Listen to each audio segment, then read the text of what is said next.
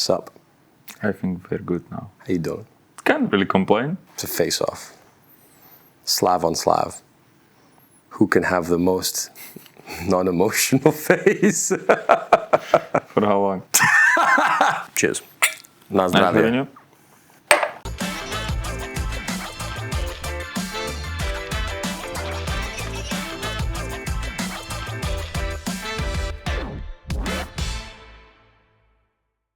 Welcome to Bar Talks. It's this stupid little interview thing I do where I talk to people I like about bartending, about life.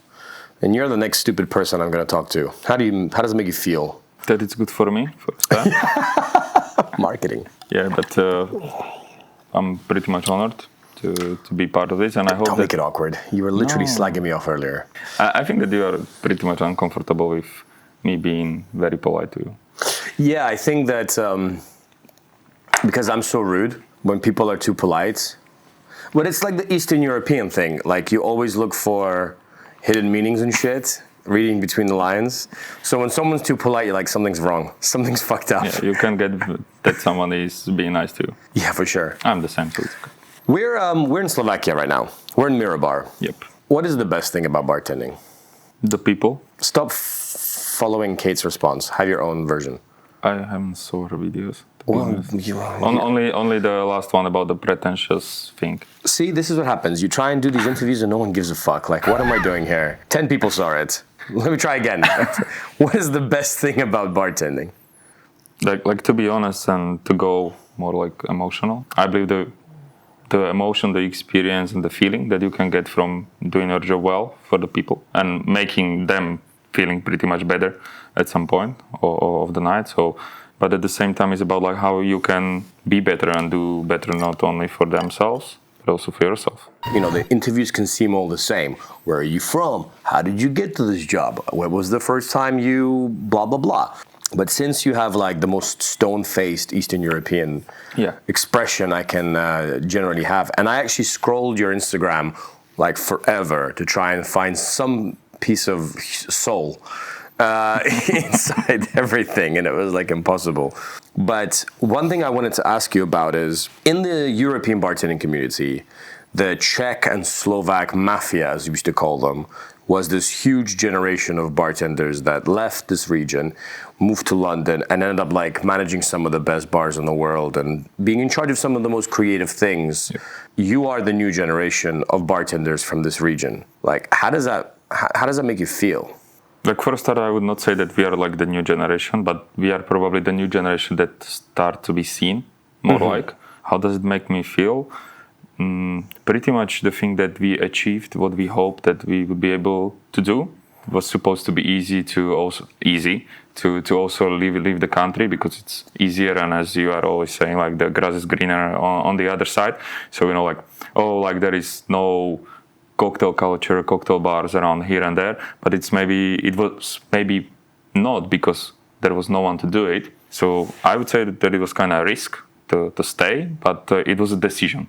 I still believe that it was a decision to not to leave and not to, like focus on, I will do my best to get to the London or New York or Hong Kong or whatsoever. Like, let's stay, let's do our best and let's build something here. If they could do it like anywhere in the world in like global community, like how or why we could not do it here? You like intentionally decided to stay, and that previous generation, it didn't matter to you?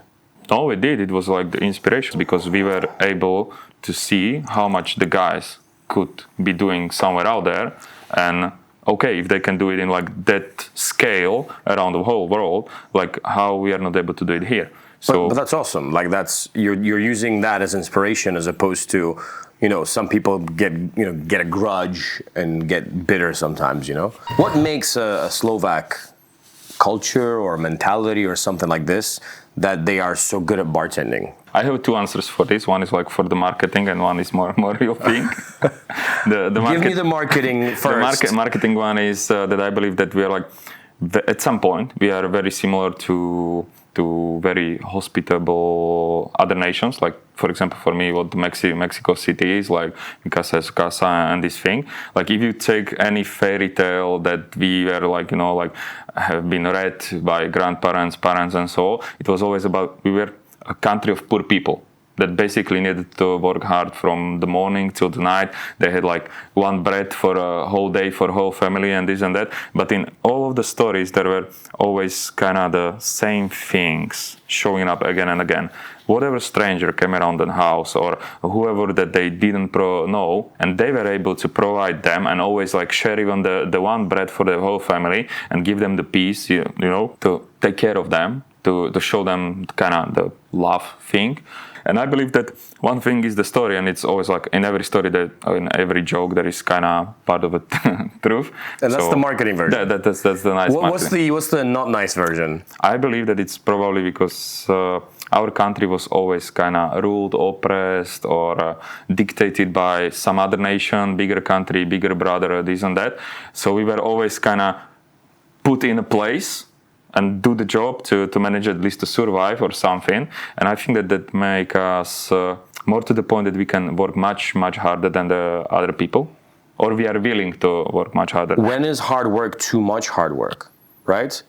The world is now talking about bartending mental health, bartending physical health, over and over again.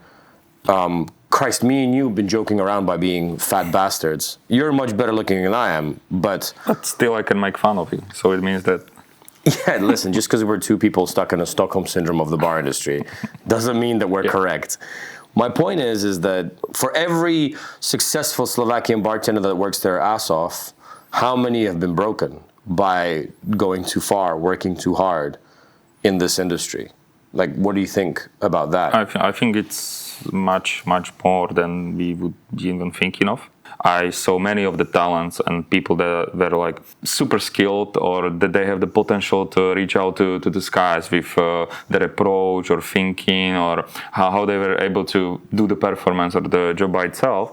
But many of them left, even if they were kind of best at what they did and much better than the people that still stay here. I think that the thing that I'm doing this for more than 10 years doesn't make me that it was the right decision. I sometimes feel by myself like, okay, maybe I was able to withstand the pressure, the time, the hours, the drinking and partying when I was younger and so on.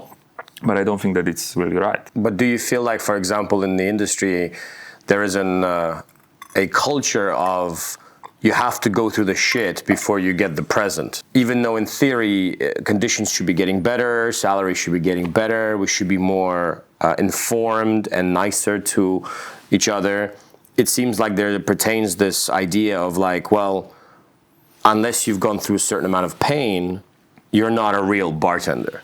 Like there is the saying, there is no sun or no rainbow without rain and stuff. Like, yeah, it's at some point I believe it's bullshit, but it's still the thing. Like you can know or say or feel like what's good for you if you haven't been through bad. Right. I'm not sure if I can swear or not. You can swear the fuck out of this. I couldn't give a shit. I swear all the fucking time. Yeah, rather... Good? That was a good... Yeah.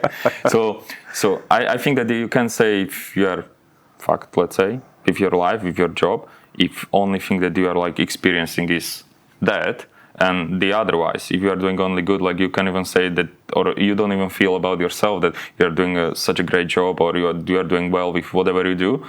If you don't or haven't been at some point of your career or life or job or whatsoever at the down. So ups and downs are, I believe, are basically the most important thing to whatever growth you want to achieve, or whatever project goal you want to achieve at some point. But our generation went like too hard over that, which gets a lot of people to be broken, to leave the industry, and they have like forever almost like PTSD thing at some point, to the point that from the worst or from the hardest, we went that right now the generations, I believe, or how I feel about that, went from one radical thing to the another one to, oh, so this is not about work-life balance anymore. It's about being healthy, being right, being, like having the great lifestyle, not work much, do only my hobbies and stuff. But it's from one worst thing to the other worst thing. And I feel and I believe that right now we are at some point, how I feel about that,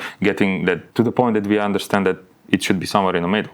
But it doesn't seem like the industry gives a fuck. Every new week, new bar show. Every new week, new cocktail week. Every new week, a new event. Another awards list. Another this, another that. And now it seems like unless you're traveling 170 days a year, you won't get nominated. You won't get, people think that you're not cool. You have to constantly stay in the limelight, constantly do events. You said you did 40 guest shifts this year in Mirabar. Kinda. Right? There's 52 weeks in a year. When is Mirabar actually making any money from regular guests? Every other day. We are open 7 days a week from 9 a.m. in the morning also. But you know what I mean? Yeah. And if you're doing 40 guest shifts a year, eventually your staff don't care about the famous new person coming, or the local community doesn't necessarily want to go to the seminar or the guest shift because it's okay, I'll miss this one. There'll be another one next week. Next week, right? It's no longer special because it's so saturated. I don't know where the question is. I'm just like complaining.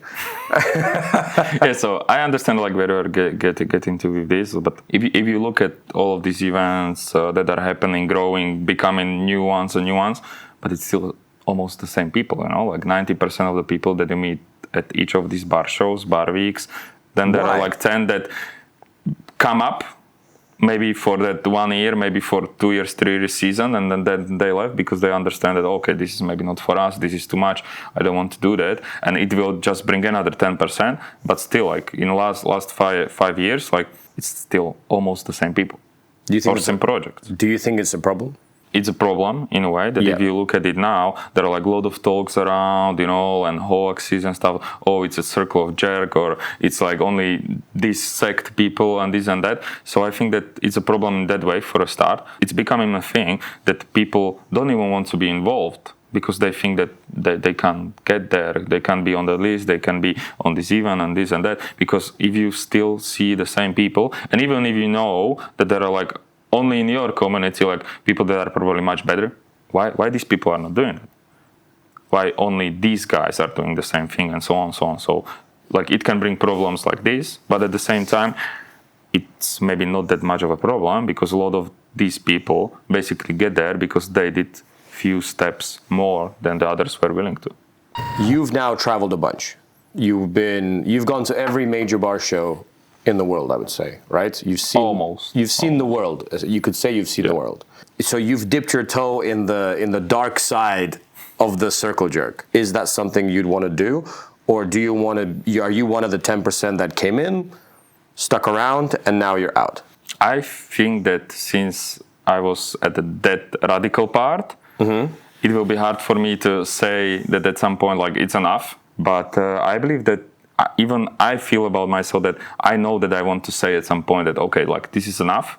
Maybe I should or try to leave the space for new people coming in, which I'm like taking in. Maybe I think that you were saying at some point, maybe a year ago or something, that people are that much on a high or a list or whatsoever until they stop to be relevant. Yes. Because they only do the things that we were saying, like traveling. Like where you do expect yourself to come up with something new technique, new approach to whatever, like training or maybe bar concept or creative process or whatsoever, if you are like not doing anything, only like going from here and there and 5 to 10 years speaking about basically the same thing, maybe with different name of a seminar, maybe with new photos of a new menu that the team created back in the bar or something. I don't want to be the 10%, but at some point I know that I will decide to the point that, okay, it's enough.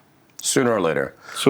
You really mentioned right now about when do you have time to be creative if you're always on the road? And now your position in this bar here, Mirror Bar, is like a bar brand ambassador. Like, what is a bar brand ambassador according to your position you made for yourself? I think it's like description can be like it's a representative function. But the point is that with Mirror Bar, we always wanted to do more from the very beginning. We knew that this concept is something which is like original, different, and maybe you are not able to experience it to every other big cities around the world, but we are still in Bratislava and we want to bring the people to Bratislava. And I was a head bartender here for more than 3 years.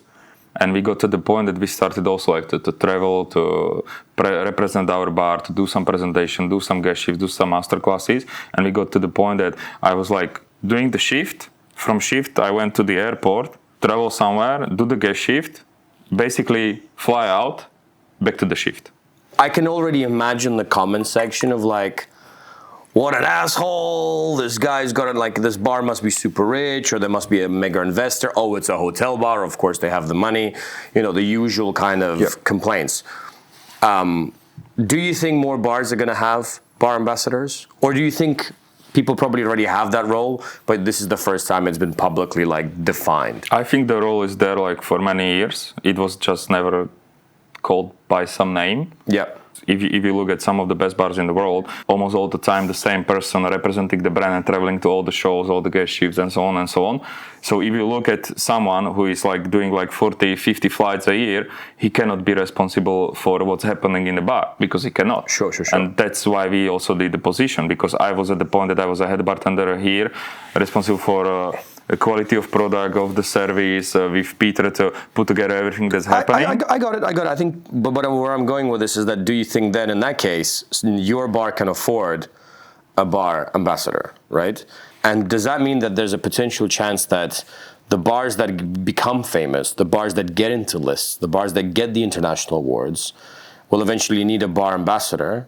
And then that means that eventually, like say like 50 Best, each bar will have a bar ambassador, and that's their job. And if you don't have a bar ambassador, there's no chance you can get into the list. Like, do you see that happening? And as I said, I still stay with it. It's happening for a lot of years. It was just never named by it. So the position was always there because, as I'm saying, like if there is someone who do like 40, 50 flights or events or whatsoever throughout the year, it means that he's not able to do day-to-day operation. So everybody's already doing it, It was just never named, and right now maybe because we named it to some extent. To justify the cost of the big boys. Kinda. See, he's honest occasionally. 50% of the time. Yeah. And if you're the bar ambassador and you're the one traveling, what about the other staff that do shifts? Does that mean that that's now a position? You can become a bar ambassador. Everyone else, you don't get to travel anymore. Now you're just in operations.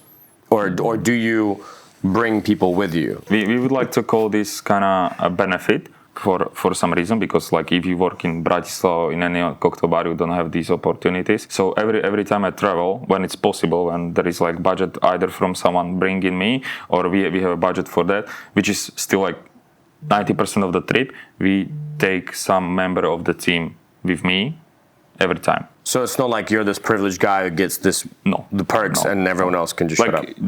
Basically I'm the first one to go, which is obvious because it's my position and job and stuff. But 90% of the stuff, 90% of times, like there is always someone else from the member that comes with me. And it's never like the one person. One of the things I've noticed coming here is that Mirror Bar seems to be going kind of against the grain of the current global trend, because the current global trend seems to be going to super thin glassware, big block ice, very clean drinks, minimalism, right? Yep. You are completely the other way. You are maximalism. You have every single serve is crazy. Is that intentional? Was there a thought process behind that? Or is Slovakia just stuck in 2011? I think that we are the only successful project of a hotel bar in whole Slovakia in history. Mm-hmm. I think. Maybe someone will say, "Oh yeah, but you are forgetting this one from 20 years ago or something." So we are, and it was because like people in Slovakia don't understand, like in London, to go to a hotel bar for a good drink or something. People are kind of afraid to go to a hotel bar. Our bar is not even on the street, so it's not like, oh, you are walking, like the square, and oh yeah, here is some bar, so let's enter. No, if you are going to Mirror Bar, you basically need to go to it as a destination because you decided that you are going to this bar. So that was also the point that we need to figure out something, or the guys because I joined the team year after when the bar was already open. They needed to figure out something that will bring the people without any reason, if it's a cocktail bar or wine bar or something, and this was part of the process to it. So bring something unexpected, super focused on something which is not only around here, but maybe not around in Europe or maybe in the whole world to some point. So yeah, they brought the idea of working with the craftsman, the artist, the florist, the botanist, to put together the concept of the bar, which is like 3 pillars: classy art and nature, and connection of these. Well, here, let's talk about that, because since bartenders and the bar industry tends to classify bars, right? Classic bar, modernist, minimalist, and you're like, we're a hotel bar. But if someone in London or New York is sitting and here, we're a hotel bar, they might have their own expectation of what that is. So how do you, as a bar ambassador, the world's first global bar ambassador, how do you sell Mirror Bar? So Mirror Bar is the place where you can basically experience something that you would never be able to experience anywhere in the world, because how we present our drinks, how the stories are crafted, and especially how the serves are crafted with collaboration with mainly local artists, craftsmen, designers, product designers, florists and botanists, is something that when we say that you will never experience this anywhere in the world except with us, this is actually like 100% truth. Cool. Cheers. See, that's sick. That makes me want to go. We know you're a workaholic. We know you have a really unique job. We know that you have an experiential bar and you're essentially the only hotel bar of Slovakia operating at such a level, a destination bar. Do you think, because this goes back to what we were speaking about earlier, if this bar was in a city that was more of a metropolitan, it would be infinitely more famous? It's like two sides of the coin, because at some point we know that if you would be doing this, London, New York, whatsoever, where people are just walking around the street, and if something like blows, it basically blows, and everybody wants to get in, wants to be there and stuff. Yeah, it's pretty much easier, but we are opposite, because we don't. If we would have wanted to have getting the easier path, we would not be staying here. But try to imagine, like, if we achieve to get Mirror Bar at some point to the position that people all around the world that know that this bar exists, and it exists in Bratislava, it exists in Slovakia. Like, I believe that that's much more of an achievement and a reached goal than if we would be opening the concept that we know would work in the metropolitan city.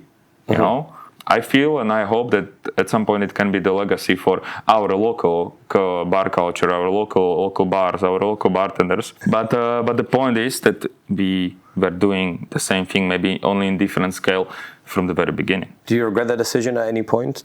No. And do you think that maybe this decision is fueled by the fact that you're a workaholic? Yes.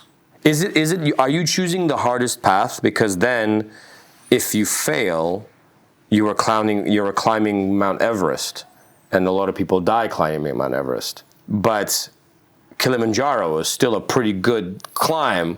But Kilimanjaro, you basically can do, like month of training and go. Well, depending on the climb you choose. Yeah. I can also do the walk around. Yeah. But if you go right up, like I would say like Mount Everest with oxygen and without oxygen. I would pick still like without oxygen. But surely, if you fail doing the impossible task, if you fail trying to put Slovakia on the map, everyone around is going to turn around and say, well, they were doing a noble thing. They failed, but my God, they were trying to put us on the map. Angels. So you're like a martyr. I'm not trying to devalue your work or devalue you as a person. I think we're friends, but not after this interview. But I'm exploring that psychological process. Yep. As I'm saying this to you, I'm also self-reflecting, because I've set myself some also impossible tasks, and I see so much similarities that I'm always having a go at myself in my own head for my impossible tasks. But you're just the bitch that I'm picking in the conversation. Fuck you. Of course, it is because not me. We decided that we want to get much further than that, because if it's easy, it's boring for a start. But then at the same point, like if you put hard task in front of yourself, but it's the task where 100 other people are on the same starting line with you, and even if you do the hard task already, probably other 30, 40 people did it with you at the same point. So where is the point of what's the achievement? Why it's at some point working out for us, and why it's all happening and we are getting more recognition and more people start to get in touch with us, is because we are very honest about that, and we are not doing it for myself, for Peter, for only the bar. We are doing it for the whole community. Okay, well, let's explore that, right? Let's explore that idea. You're doing it for the community. You're doing it for Slovakia. I love it. National pride, woohoo. what would be a KPI? What would be a deliverable? When would you feel like you've climbed Everest without oxygen? When it's not anymore only us that are trying to work it out. Okay, so if another bar tries to do what you're doing, if another bar starts doing guest shifts and seminars, you can safely... I'm not speaking about only guest shifts and seminar. I'm speaking about like getting international or global recognition for our market, for our cities, for our bars. Okay, so if another bar in Slovakia will start to get recognition, another venue... It's not about getting the recognition. Like okay, so define it. Doing the things for themselves, but also for the community, because they believe that they can. Okay, so the goal is to make sure... It's not unreachable thing. If we can do this, yeah, but you can do this. If you don't define it, then it is unreachable. So you want people, bar industry people in Slovakia to feel like anything is possible, or like go out and get yourself out there, like, because that's a very abstract notion. But it's still abstract thing, but yeah, that's what I believe in. Like, sure, but that means you're going to be 70 years old telling a 20-year-old, you can do it! You know, like, little Slovak boy. You know, like, I'm trying to set like an actual goal. Like, you know, there's Oscar Wilde said, the two greatest tragedies in life is to never achieve your dreams and to achieve your dreams, right? If you never manage to do the thing you set out to do, it's a tragedy. You feel like you failed. But then a lot of people achieve what they set out to do, and they don't set a new goal, and then they're stuck, right? So I'm trying to understand when are you going to be happy? Probably never. And now you can all kill yourself. Thanks for watching, guys. Yeah, he's gonna go hang himself off the tree in the Mirror Bar. My point at all this is, yeah, it maybe sounds abstract, and maybe you will not figure out what you want to achieve. We figure out with me, and my answers is I was never best at anything with my life, like with whatever if I did sport like school, but I was always doing fine, but I was never the best. And I never even wanted to be the best. I wanted to be better. By myself, for the team, for the bar, for the community, for the country, like whatever. It's a crusade. But I think that at this point I'm different, because my goal is not to be the world's best bar. To be honest, I don't think that it's worth it. For me. But can I give you a compliment to catch you in that thought? Yep. You say you've never been the best, you just wanted to be better, but arguably you're the best bar in Slovakia. What does it mean to be best bar in Slovakia? Everybody wants to work here. You are able to afford a bar ambassador position, which I think that doesn't exist in Poland. If we're going to say your job is bar ambassador, which means you have a full-time salary where your entire job consists of events inside and outside the country, most bar ambassadors, as we know it, are usually owners or head bartenders or managers who still do operations. And that's the thing that you've moved away from. So you are a unique unicorn, one of a kind, right? But you seem to be unable to acknowledge that. You seem to be unable to take the compliment or pat yourself on the back. You know, that's not a better. That's the best of the best of the best. And like, do you realize that, or are you stuck in a hamster wheel where you can't? No, like you just have to keep running. Don't get me wrong in the point. I'm like, I know that what we do is different, original, and we are doing our best to be the best at what we do, but I don't think that it can be measured in, oh, you are the best.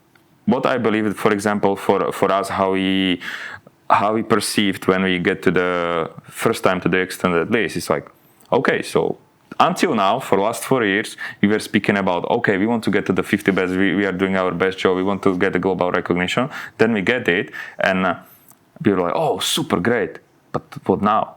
Now it's a responsibility, because it's not anymore about speaking about some crusade, being a martyr if you don't get there, and if you get, it's about, oh, you already got it. So what we are going to do with it now? We put together the plan and strategy. Okay, so let's get even more out of it. Not for us, but for the team, but also for the community, for local bars, for the city. Did you see a difference after getting into the extended list? In what? In revenue? Not really. No, didn't mean anything. Probably, like, definitely there was. or there is, but it's not something that changed the overall thing in Slovakia. People don't care, people don't know, and we are still Eastern Europeans. So when you say somebody that we're like 90 or 62nd or something, best bars in the world, like 62nd? What's the number, 62nd? You are not even like top 10. why are you Shut not, up! You're not top 10? Oh, this is the 62nd best bar in the world. So yeah, like we are still here, so we can stay humble because our guests will remind us that we are still here. Yeah. I guess. Sorry. The best bar in Slovakia, only 62 in the world. Yeah. Sucks. 8 billion people. Fuck it. Here's one thing that it's nice to speak to somebody who's new on the list, because very often, whenever the list is brought up, at least for me, there's always comment section. It's brand money. It's an investor. It's blah blah blah. It's a shit show. It's Illuminati. They kind of ignore examples of people doing it the way you're doing it. What are the difficulties? And I'm not talking about Slovakia anymore, but like generally, the Eastern European region has always been majorly underrepresented. If we take into account the post-Soviet spectrum, there's only been in like the likes of the 50 Best or 100 or even Spirited Awards, a handful, less than 5 bars that's ever come close. Why do you think that? We don't celebrate by ourselves. How can we expect other people to celebrate FIFAs or for us? Interesting. Because you never talk about you having a mentor or like you having a stand for Stan, if you know what I mean, right? So how do you see Slovakian bartending developing? We either got or didn't get the mentors. I mainly got the ones that how I don't want to do it, which is also the best thing, I believe still.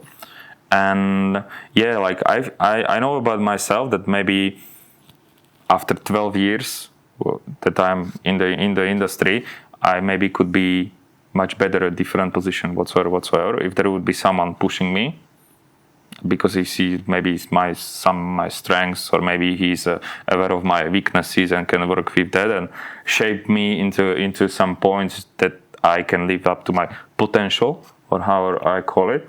So I had to, at some point, or most of the point, do it by myself, for myself. And I don't want other people to wait with their potential if they are willing to reach it. And in that case, if you're trying to give them as much possible education and tools and resources, how's that going? Oh, that's the thing, how we created the second radical thing. Yeah. But we realized it now, and we are trying to get from here to here, somewhere there, and we hope that this will be the path that will work eventually. Other bar managers or head bartenders or bar industry people in this part of the world, or in any parts of the world where they feel invisible or where they feel like maybe a little bit down because they feel like we're not in a big city, we're not in a cocktail capital, like what would be any words of encouragement? The first time I heard this was from you, actually. I remember maybe like 2 years ago or something. It's like you were saying about the thing about the bartenders or something, that you either die on your way or you do it for so long that you become one. I don't remember this, but okay. I don't know like if it was like the words were exactly like that, but I think the point... That's how you remembered it? Yes. The point was like, just keep doing. It's not only about getting on a 50 best or getting on like Spirited Awards or some list, because if you keep doing it, you maybe don't get the global recognition to the point that you end up on some list or something, but you maybe end up on building like super successful bar that will create opportunities not only for you, but for your family, for your colleagues, for the whole community, because you were doing good work and you never stop. What is the worst thing about bartending? The people. Yeah, it's like as best as it is, as worst it can be. People can be like really bad things in this world because we can do it intentionally, which is the worst thing, and you experience this more in the bar than in anywhere else. And not to end it in a very depressing note. Thank you. You've branched out beyond the bar, right? You are now you have this title here, but you're also an author. You have a book called The Cocktail Balance. You also have other projects that you're doing and collaborations. Where do you see yourself in like 10 years? You know, I don't like to say these things too much out loud because how am I? Having I don't know, probably having my own bar, bistro, coffee place, and basically backing up of the push and the things that I'm doing in last years and now. But leaving Slovakia. Yeah. It's a funny little. Well, how about this? Well, if I'm still martyring myself and doing these interviews in 10 years, let's have a follow-up in 10 years on how I, in Maui, at your coffee bistro place, when we're even fatter. I hope not, because I will be able to surf and stuff, you know. Of course. Well, I'll be even fatter, just to make you feel better. To 10 years later. 10 years later. Thank you. Drink responsibly, kids. We are trying to be responsible after the day. Thank you, Stan. I love you. This has been Bar Talks, the most philosophical, deep dive edition I think I've ever done. Yeah. But I think it's going to be a good one. Oh, let's see. I'm trying to love you too, so maybe after this. Trying to love you? Get the fuck out of here. Thank you.